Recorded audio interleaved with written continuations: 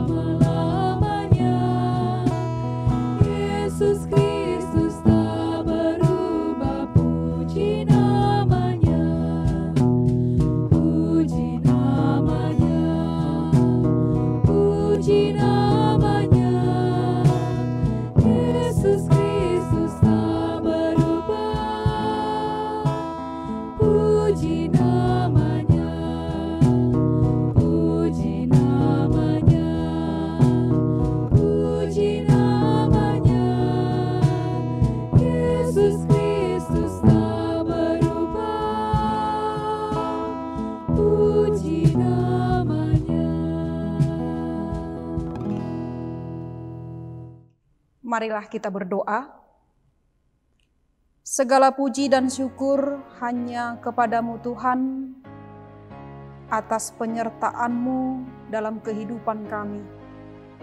Hingga pada saat ini, pada hari ini Tuhan, Tuhan memberikan napas kehidupan yang baru bagi kehidupan kami.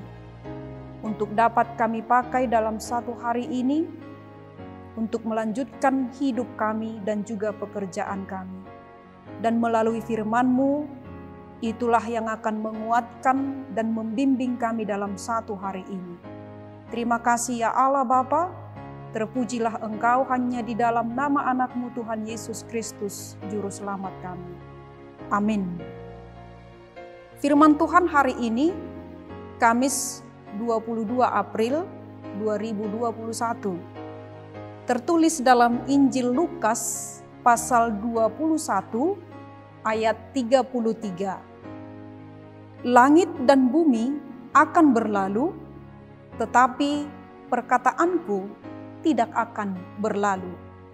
Langit dan bumi akan berlalu, tetapi perkataanku tidak akan berlalu. Demikian firman Tuhan. Saudara yang dikasihi oleh Tuhan, seorang yang bijaksana pernah menuliskan sebuah kalimat di sebuah cincin yang dia kenakan untuk mengingatkan dia akan kehidupan ini. Di sana dituliskan, "This too will pass." Yang ini pun akan berlalu. Ketika dia mengalami kesuksesan dan mendapatkan sukacita yang besar, ia teringat pada tulisan di cincin yang ia pakai. Artinya, setiap kesuksesan yang dia raih, dan begitu juga dengan kebahagiaan yang dia dapatkan, itu juga mengingatkan dia bahwa itu semua akan berlalu seiring berjalannya waktu. Setiap kali dia tertawa dan berduka cita, dia juga teringat dengan kalimat itu, sehingga dia membatasi dirinya agar tidak terlalu hanyut di dalamnya. Saudara yang dikasihi Tuhan, ada kalanya semua yang kita miliki di dunia ini, harta, jabatan, popularitas akan berlalu dari kehidupan kita. Hidup manusia juga beserta yang Dia kerjakan, semuanya juga pada suatu saat akan berlalu. Sehingga satu pun tidak ada yang kekal dan abadi di dalam dunia ini. Bahkan Tuhan juga berkata dalam firman-Nya hari ini bahwa langit dan bumi juga akan berlalu dan musnah dan akan diganti dengan langit dan bumi yang baru ketika hari penghakiman itu datang. Hal inilah Bapak Ibu Saudara yang dikasihi Tuhan, yang tidak dapat dipahami dan dimengerti oleh banyak orang. Sehingga mereka lebih banyak menghabiskan waktu, tenaga, dan juga hidupnya untuk mencari yang akan binasa dan yang akan berlalu itu. Sibuk bekerja tanpa memperdulikan kehidupan rohaninya yang dapat membawa dan menuntunnya kepada kehidupan yang kekal. Matius 16 ayat 26 berkata, "Apa gunanya seorang memperoleh seluruh dunia, tetapi kehilangan nyawanya?" Sehingga kalau semuanya itu akan berlalu, apakah ada yang kekal? Apakah ada yang abadi, yang tidak akan pernah berlalu? Jawabnya ada, yaitu firman atau perkataan Tuhan. Firman hari ini mengatakan bahwa langit dan bumi akan berlalu, tetapi perkataanku tidak akan berlalu. Kasih, janji, penyertaan Tuhan masih tetap sama, dahulu hingga sekarang. Tuhan tidak pernah melupakan janjinya. Oleh sebab itu, jangan gantungkan harapanmu, hidupmu kepada apa yang akan berlalu, kepada apa yang tidak abadi. Tetapi gantungkanlah harapanmu, hidupmu hanya kepada Tuhan dan kepada firman-Nya.